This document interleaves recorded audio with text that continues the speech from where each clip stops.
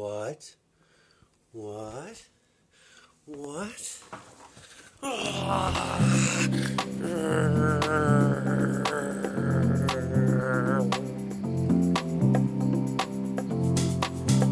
Come on, let's go.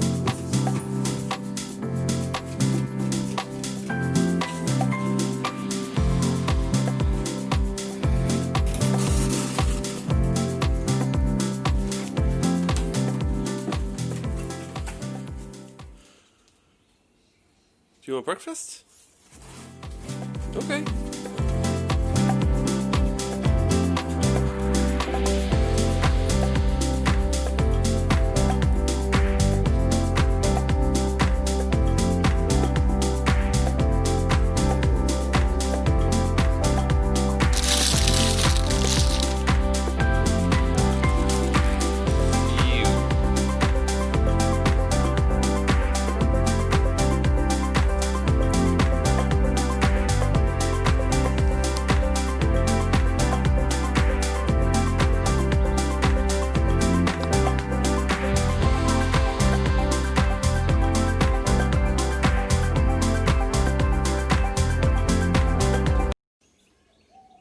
Done already.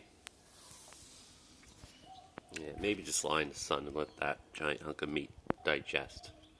It's a beautiful morning, and I've got to take Chloe for a walk. Always got to get that out of the way first thing. And it's sunny, so it's nice and warm in the sun, but it's really cold out. So the moment you step into the shade, or if the breeze picks up at all, it's like ice crystals hitting you in the face.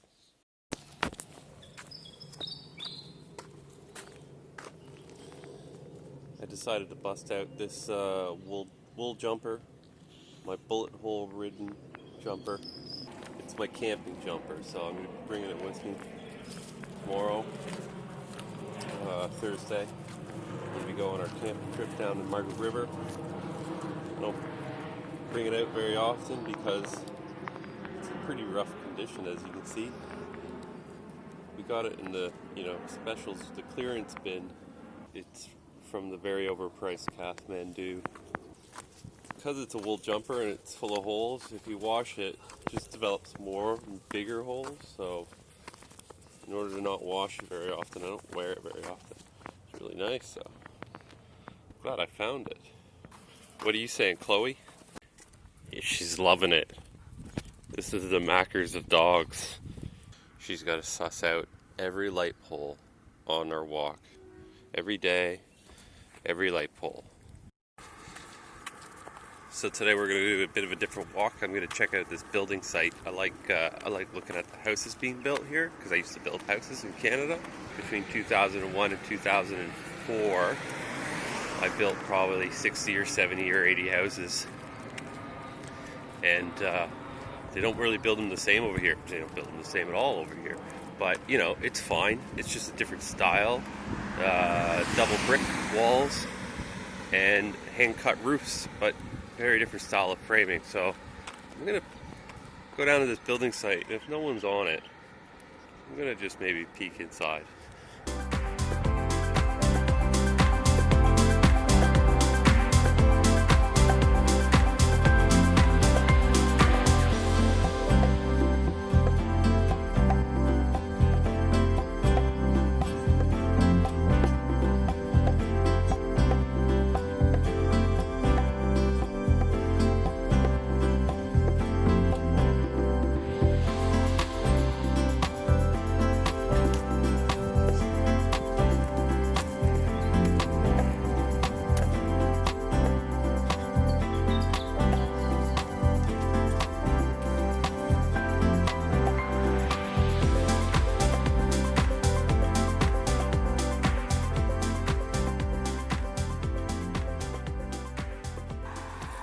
I've seen a guy come out of that dunny, so there must be guys on site. Makes sense. It is a weekday after all.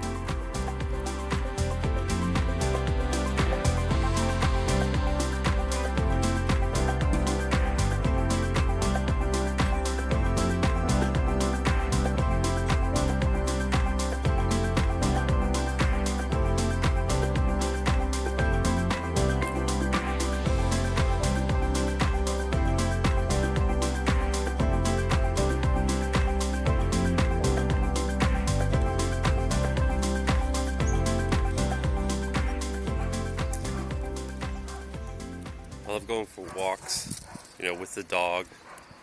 It'd be weird if it was just by myself, but I like taking the dog for a walk down different streets in our neighborhood. And you get to experience things like that, like angry dogs who are going to bark at us.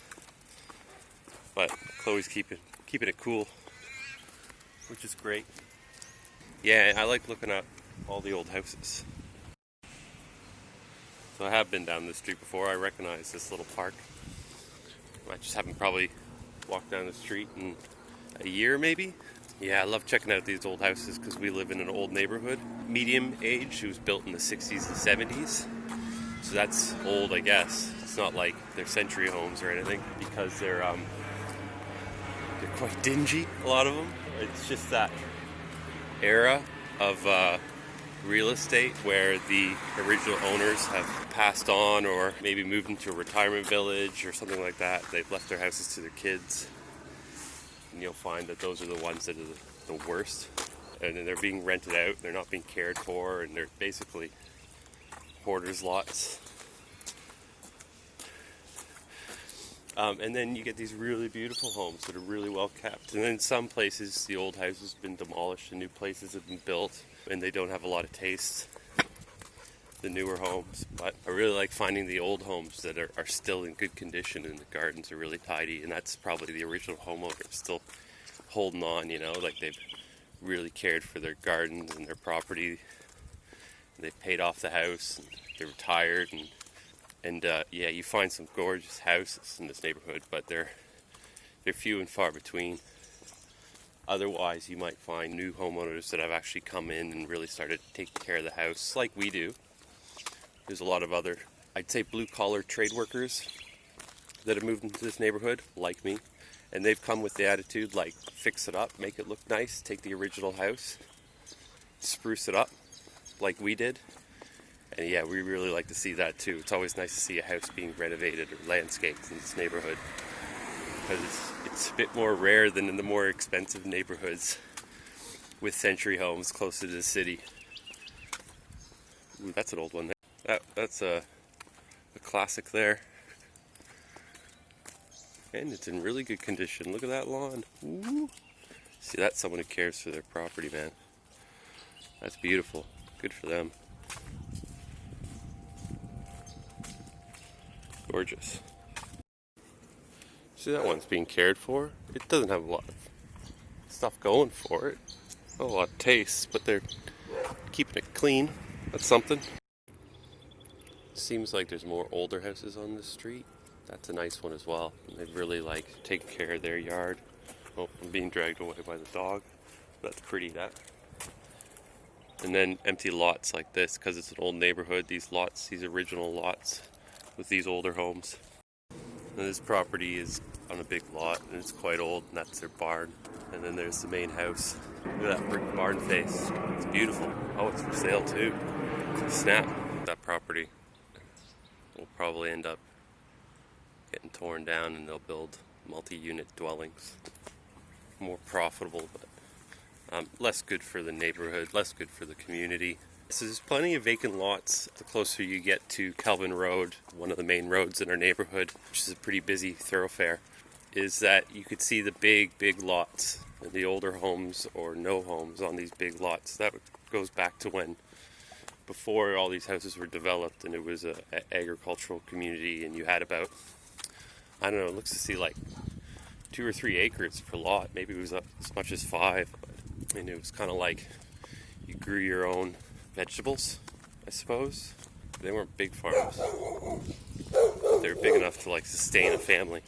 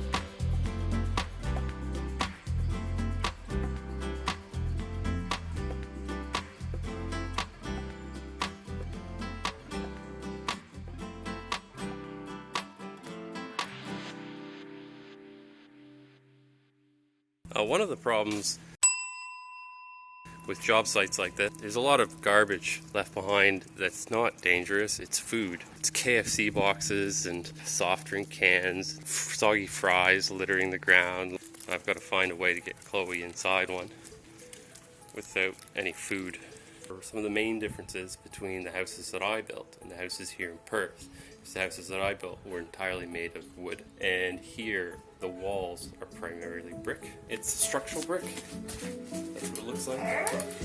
And then that gets a cement render over it, and the render is a fine finish, and that gets painted. That's your light switch. It's next to the door. That's where you put light switches. So you've got power in the corner. It's a pretty big window for a bedroom, but maybe that's the thing.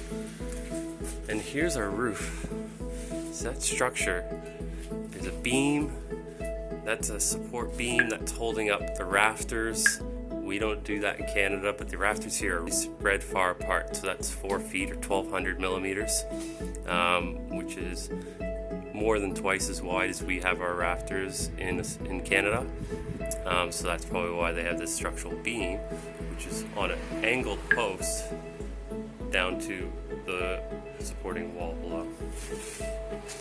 All this 2x4 up here, that's just your ceiling framing. So those are ceiling joists, and that's just what you fix your ceiling plasterboard to. These steel door frames, really ugly, but cheap, which is why developers put them in tract housing. And they just get painted as they are, and they are, I think, this also the structural support for the brick and the roof above. So let's look in here. Another bedroom. We got an outlet, a light switch, pretty slim pickings. You'd think in new houses they'd put in more than one outlet these days, but that costs money, and it's not typical unless you have a custom-made house. So we've got a bit of a ridge. Probably really hard to see that. That's the ridge up there. Our hips, completely different. So that's a hip rafter, and that hip rafter has 2x6s, 2x8s on the flat. And the reason all that timber is on the flat, and that's catching the steel sheeting. So we've got 2x4s running lengthwise, perpendicular to the rafters, and that is because we don't do that in Canada. Are you having a good time sniffing stuff? You better not be eating anything. This is obviously a bathroom. That's lowered there because that's going to be a shower that might have a flush floor, as in it's wheelchair accessible. So that's why that recess might be there. And there's your sink, toilet, and I don't know what those are. There's your light switch and a little window. Always a little room in the bathroom. Okay, so you can see your plumbing, hot and cold water running down the chase in the wall that's been filled in. There's your plumbing, lights, it's wired. We're making progress here. I thought that was pretty cool. I think I have a good idea of how that framing works.